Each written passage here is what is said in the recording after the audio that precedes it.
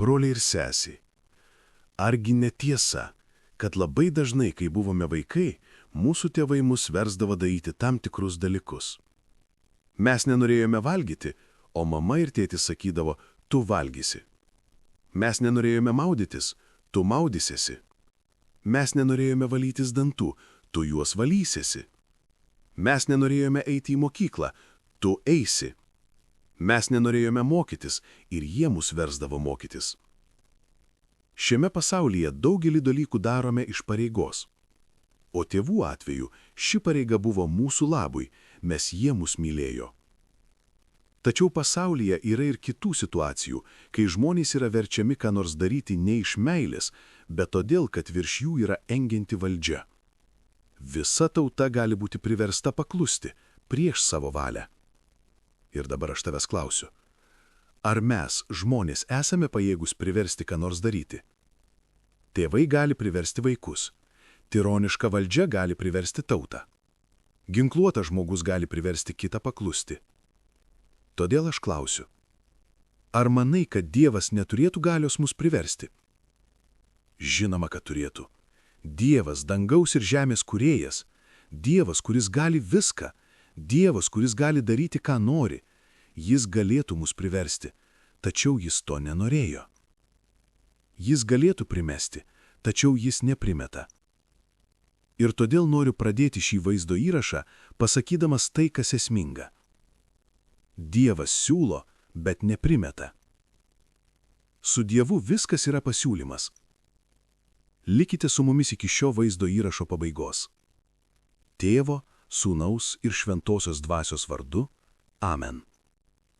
Tuo metu iš Evangelijos pagal Morkų, 6 skyrius, 7-13 eilutės.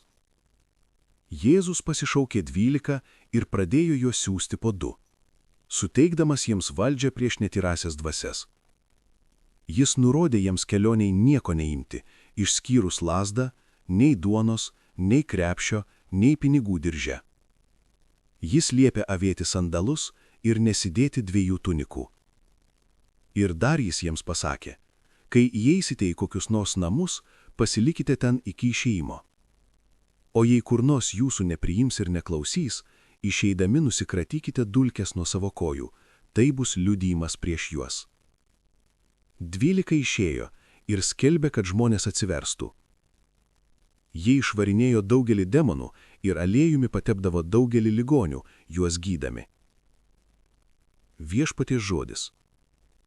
Šventasis Jeronimas pateikė gražiai meditaciją apie šią Evangeliją. Ar visi yra įpareigoti neturėti 2 tunikų? Ar visi turi parduoti viską, ką turi, išdalinti vargšams ir sekti Jėzumi? Žinoma, kad ne. Šis įsakymas skirtas tiems, kurie karštai trokšta visiškai atsiliepti į malonę. Viešpats Evangelijoje sako, jei nori būti tobulas, eik, parduok, ką turi, išdalink vargšams ir ateik, sek paskui mane. Jis tai pasakė tiems, kurie siekia visiškos brandos tikėjime, kad neatrodytų, kad jis primeta sunkią naštą tiems, kurie to nenori. Dievas niekada niekam nieko neprimetė. Jei aš esu kunigas, tai todėl, kad pats norėjau juo būti. Jei klausausi šio žodžio ir jį vykdau, tai todėl, kad pats to noriu. Dievas neverčia. Dievas niekada nieko neverčia. Broli ir sesė, suprask tai. Dievas nenori, kad tu būtum verčiamas. Jis nenori matyti tavęs verčiamą dalyvauti mišiose. Jis nenori matyti tavęs verčiamą melstis. Jis nenori matyti tavęs verčiamą skaityti jo žodį. Jis nenori matyti tavęs verčiamą paklusti. Dievas siūlo ir niekada neprimeta. Todėl, kai kas nors sako, aš nesutinku su Biblija, aš nesutinku su tuo, ką sako bažnyčia. Aš klausiu, kas pasakė, kad tai yra primetimas? Tai yra pasiūlymas. Jei nesutinki, jei nenori taip gyventi, tu turi šią laisvę. Dievas gerbė tavo laisvą valią.